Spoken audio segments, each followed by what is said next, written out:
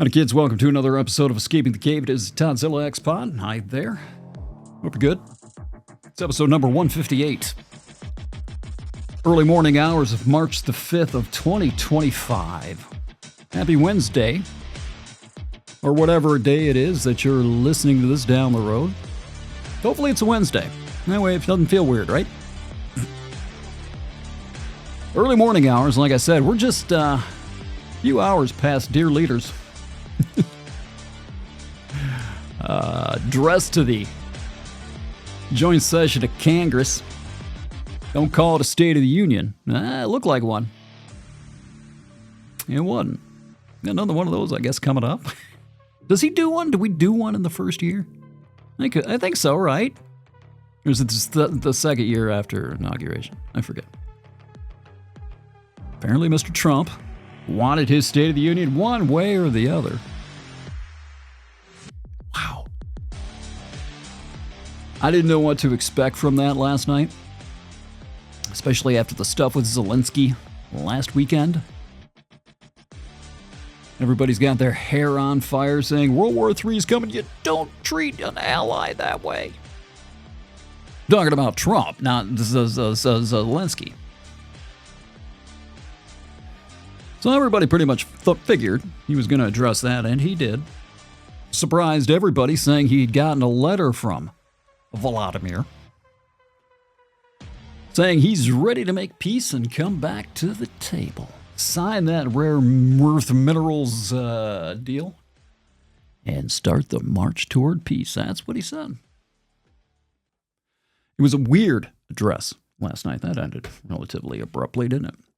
Just weird, as far as that goes. Nobody saw that coming. But the big story, you would think that would be it right now. The big story, the big takeaway from the speech last night was the behavior of the opposition, of the resistance. I forget his name. I have it written down. I'm not going to go find it. The old guy. Not 2 minutes into the address. This is Congress, by the way. Stands up, starts yelling and screaming, carrying on. And to the point where Mike Johnson had to gavel it down and had the Sergeant-at-Arms remove him. Waving his cane, this old guy, black dude with long hair. You don't see that very often. A black dude with long hair waving a cane. When's the last time you saw that? It wasn't on a cartoon. Maybe the Boondocks. Maybe. It's just disgraceful. It reminds me a little bit of the way that Marjorie Taylor Greene was acting. Was it last year? Remember that? Remember how everybody was all up and up? Respect the office, respect the president, respect the room. And now here.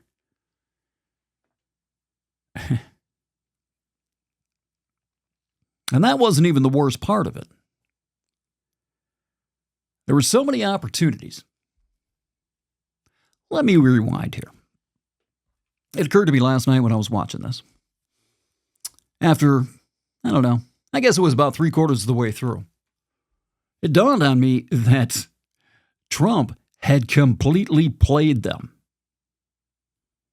He set the whole thing up by saying, no matter what I do, I could find a cure for a disease that's going to wipe out an entire country. I could find a cure for that, and these people are never going to cheer for me. They're never going to root for me. They're never going to be happy with anything I do. It's one of the first things he said. That was the setup. Because as the night went on, of course, that's exactly what happened. The Democrats refused to acknowledge anyone that the president or anyone else had brought into Congress as guests. You know how they do that? Both sides do it. But he had a little kid in there, 12, 13 years old, so not really little. But the kid for most of his life had battled brain cancer. His name's DJ Daniel, is that right? I hope I got that right. 12, 13 years old, he's got a little policeman's outfit. He's always wanted to go into law enforcement, always has wanted to be a cop. He's battled brain cancer. So Trump brings him in as his guest and says, hey, got a surprise for you. and sends the new Secret Service director, and surprises the kid by making him an honorary Secret Service agent. 12, 13 years old. And he's thrilled to death. He even got a little badge. That's got to be cool, right? Kid that's fought cancer, brain cancer, most of his life. I don't know what his situation is now. I don't know if he's in remission. I don't know if he's still sick, but the kid has gone through hell, wants to be a cop. So Trump brings him in, nod to law enforcement, has his Secret Service guy give him his badge after Trump makes him an honorary Secret Service member. The kid is thrilled. You can tell this isn't scripted. This isn't choreographed. If you watched the kid's reaction last night, you know that was an authentic reaction that he gave. He reached out and gave the Secret Service director a hug. Well, basically, just he didn't jump. He was being held, but he latched onto the guy's neck and was right there in midair. He was thrilled. Trump made that kid's life. And the Democrats, by contrast, sitting on their hands. They could not find it within themselves to stand up and cheer for a kid with brain cancer who's having almost like a make-a-wish moment. They transferred their spite, their hatred for Donald Trump, they turned it into spite for a kid who either has or has had cancer. That's how far the Democrats have fallen. Have you seen Breaking Bad? The protagonist, the main character, Walter White, everybody knows about him. He's a high school teacher. He's cooking meth originally because he wants to provide for his family. He needs to make enough money to pay the medical bills so they don't go into bankruptcy and to leave something behind for Skyler and Walter Jr. and Holly. That's how it starts. With good intentions. Righteous intentions. But as the show goes on, something else takes over. Walter really starts breaking bad. And I think it's in season 5, maybe the season end of season 4, Jesse Pinkman, the other main character in the show, has a girlfriend. Girlfriend has a son. Jesse loves this boy. Through the course of the plot, you find out that Walter had poisoned the little boy to manipulate Jesse.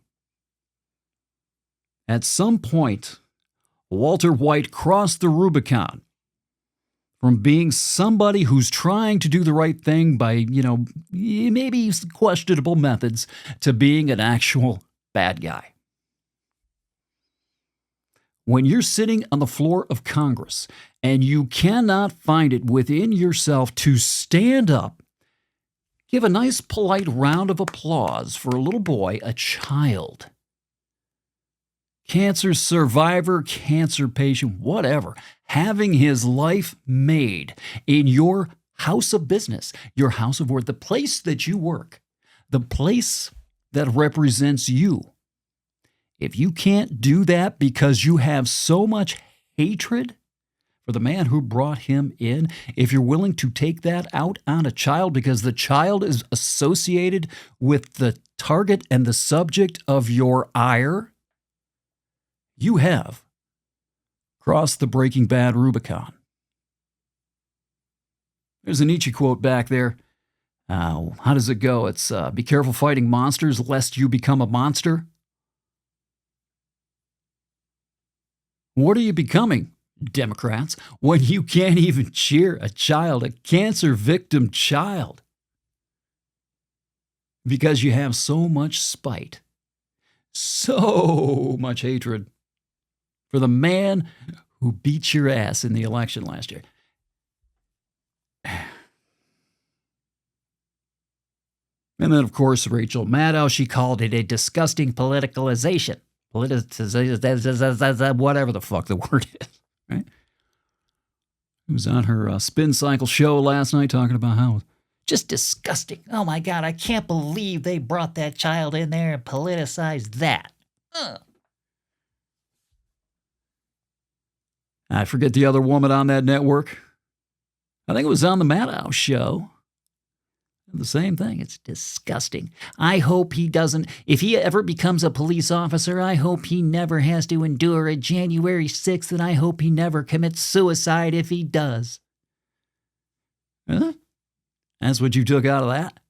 That's what you had to take out of that? That's the spin that you felt was necessary and appropriate after that moment last night? Where are you?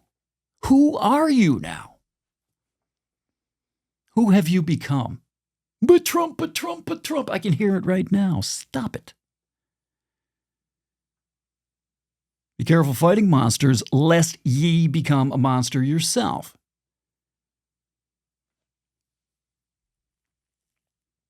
So you can take all the self-righteousness. Again, I know I'm not talking really Danny liberals here. I get it. I'm trying to work on this. I really am. I have to work on who I'm imaging, who I have, the image I have in my head of who I'm talking to in this little microphone.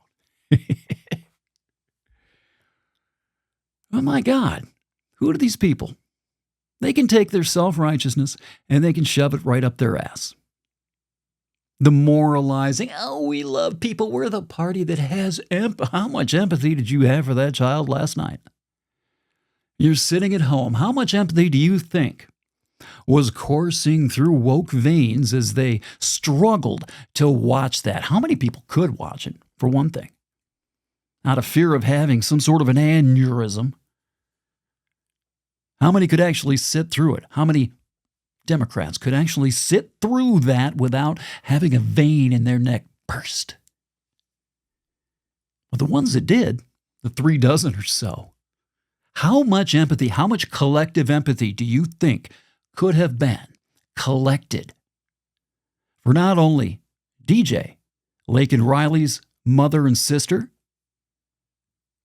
the other people, they couldn't even get up to cheer the release of a Russian hostage. Just sat there.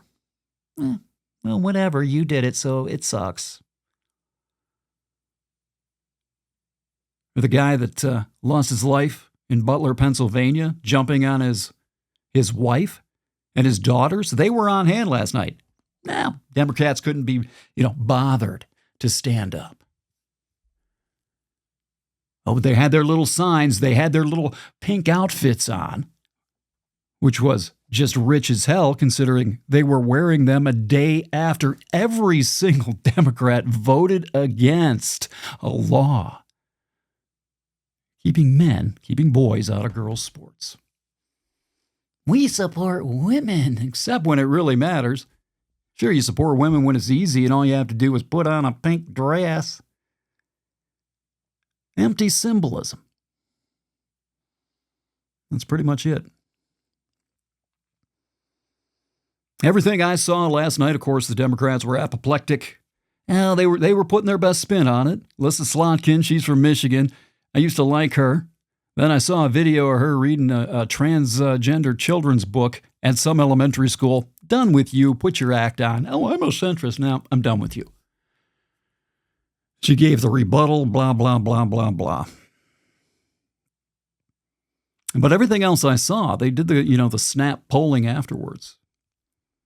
And overwhelmingly positive.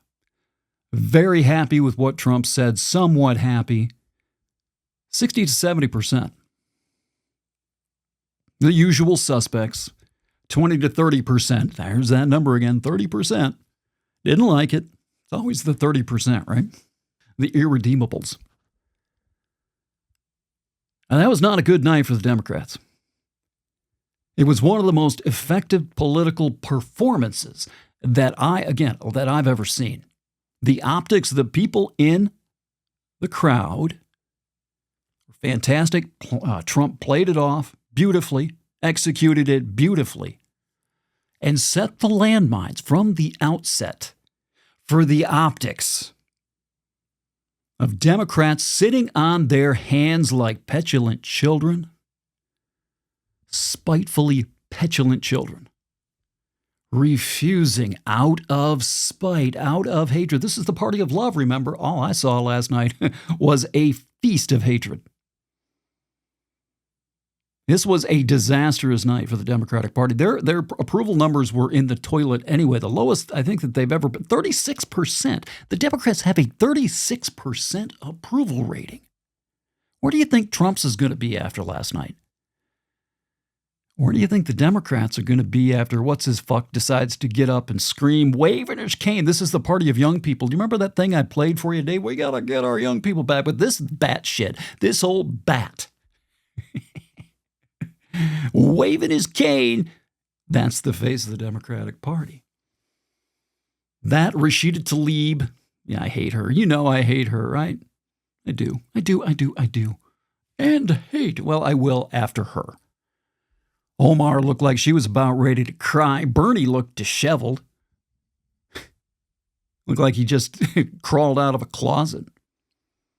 And Nancy looked drunk. She was actually there, Pelosi. Looked like she'd had a few drinks. And the optics of the evening, they had some quick cutaways to Democrats. I'm thinking of one in particular. I don't remember exactly who they was, but there were about 2 or 3 that I remember seeing that looked absolutely horrified by what was happening. The looks on their faces were not confident, happy looks. This wasn't the look of a party or a member of a party who had hope.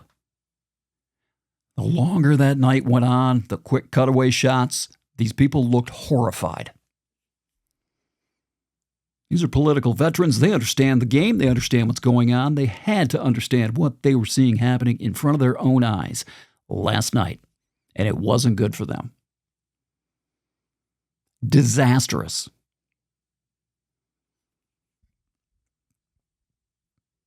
And then on top of that, after, oh my God, he's appeasing Putin, he's going to give Putin everything he wants, he announces that, in fact, Zelenskyy wants to come back and finish this deal. Wouldn't that be rich? Wouldn't it be rich if by this time next week they had that deal in place and maybe some set of negotiation set up? Then what are they going to do? How are they going to reconcile all the shit that they've said over the last week?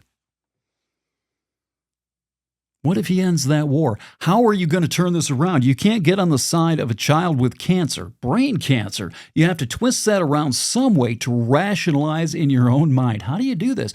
Rationalize spitefulness toward a cancer victim, a childhood cancer victim, because you hate Trump. How do you rationalize that? Well, the same way you're going to rationalize how peace.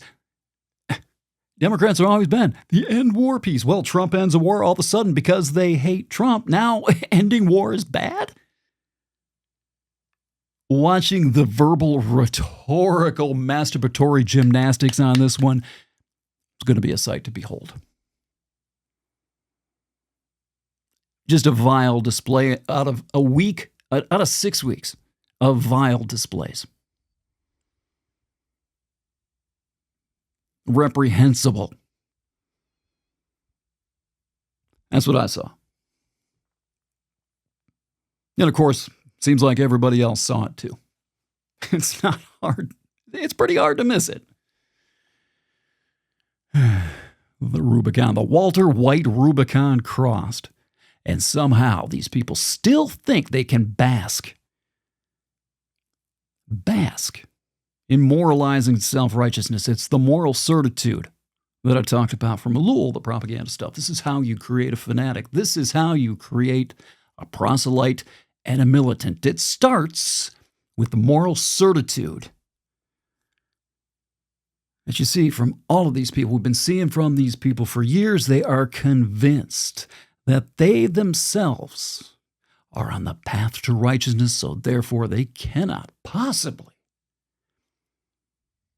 be lacking in simple, basic empathy, because we're the good guys. We're the empathetic people. This is how we identify. That means we can't possibly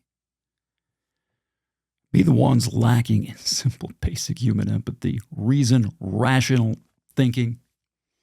How do you rationally allow yourself to hate, spitefully hate, or at least target a 12-year-old childhood cancer survivor because Trump? That is the definition, in my mind, of Trump derangement syndrome. I have a lot more here, but I'm going to cut this one short. I think this one deserves its own space. Good time to breathe. That'll give me a little time to get the next one together and give it its own space, too. Plus, I like these short guys. Nothing wrong with this. It's like a sprint. Run a lot of marathons. Occasionally, you got to have your sprint days, right? Build your legs up. It's your speed day, see? Buying it? I don't know.